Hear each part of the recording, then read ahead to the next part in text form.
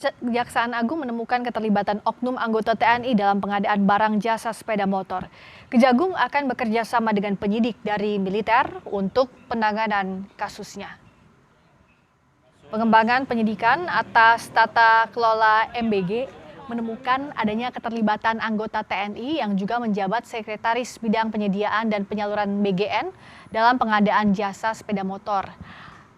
Oknum TNI berinisial BU itu berperan mengatur dan berperan dalam penggelembungan harga serta pengarahan untuk pemilihan penyedia sepeda motor.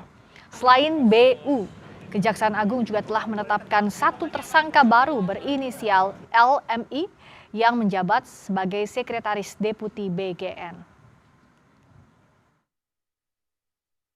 Kami menemukan adanya keterlibatan oknum TNI aktif ya di sini yang menjabat selaku Sekretaris Deputi Bidang Penyediaan dan Penyaluran BGN dan juga selaku pejabat membuat komitmen atau PPK dalam pengadaan barang jasa ya, terutama pengadaan sepeda motor.